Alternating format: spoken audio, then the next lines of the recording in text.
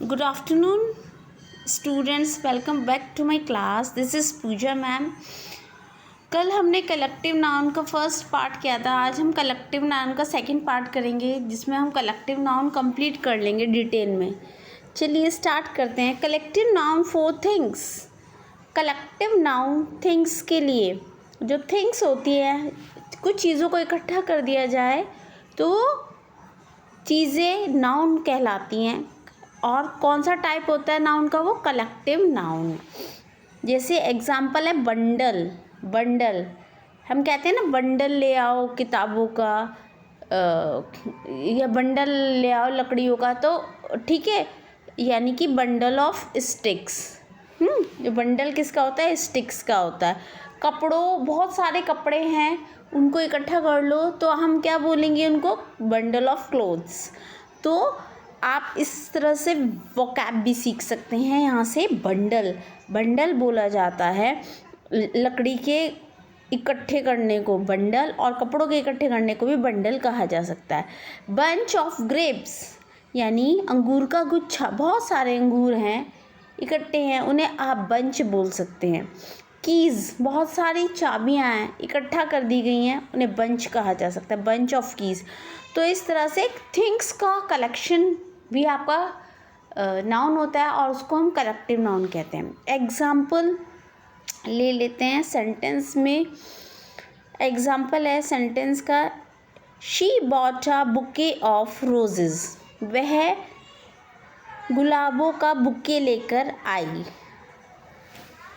तो बुके जो है यहाँ पे क्या है? कल पढ़ा था हमने क्लास में कि group of flowers are known as bouquet, कि फूलों के गुच्छों को इकट्ठा जब फूल हो जाते हैं उन्हें बुके बोला जाता है. वो अच्छे से गुलाबों को इकट्ठा करना है, फूलों के इकट्ठा करके रखना एक जगह, बंच, वो आपका बुके कहलाता है.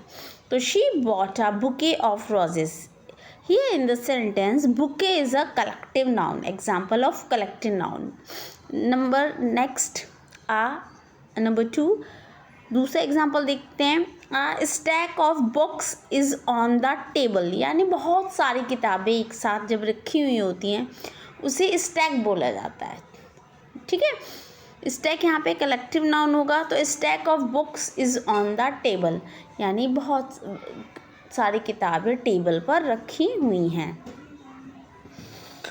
अब ये देखिए, आप जब किसी चीज़ का कलेक्शन है एक जगह, तो वो यूनिटी दर्शाती है.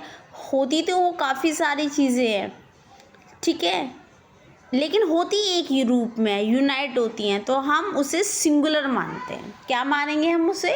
सिंगुलर. बहुत सारी चीज़ें हैं लेकिन कलेक्टिव रूप में यूनाइट हैं, इकट्ठा हैं, तो हम उसे सिंगुलर मानते हैं, यानी कि एक मानते हैं.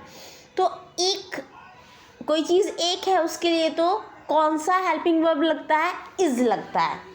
ठीक है, इज़. आर नहीं लगेगा, इज़ लगेगा.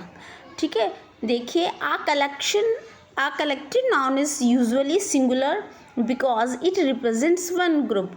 जो कलेक्टिव नाउन होता है वो एक को रिप्रेजेंट करता है, यानी एक चीज़ को दिखाता है कि है तो बहुत सारे लेकिन है एक जगह, इकट्ठा है, यूनाइट है, तो वहाँ आप उसे एक मानेंगे, सिंगुलर मानेंगे. देखो टिक है ना, the team is playing well. It is right. ये वाला सेंटेंस राइट होगा जिसके सामने टिक है, क्योंकि यहाँ पे टीम क्या है? मेंबर्स ऑफ प्लेयर्स है ना, ग्रुप ऑफ प्लेयर्स, बहुत सारे प्लेयर हैं एक जगह, उसे टीम बोलेंगे. तो टीम क्या है? यूनाइट है, तो इज़ हो जाएगा यहाँ पे. The team are playing well. It is very very wrong, क्योंकि टीम है वो तो यूनाइटेड है, कलेक्टिव है, तो यहाँ पे आर बिल्कुल नहीं आएगा. हेल्पिंग वर्ब हमेशा सिंगुलर वाली लगेगी, ठीक है, कलेक्टिव नाउन के लिए. तो बच्चों, आज की क्लास में इतना ही. कल हम फिर आगे फॉलो करेंगे नेक्स्ट टाइप ऑफ नाउन के साथ. तो अगर आपको मेरी क्लास अच्छी लगे, please support me, like and subscribe my channel. Thank you and over.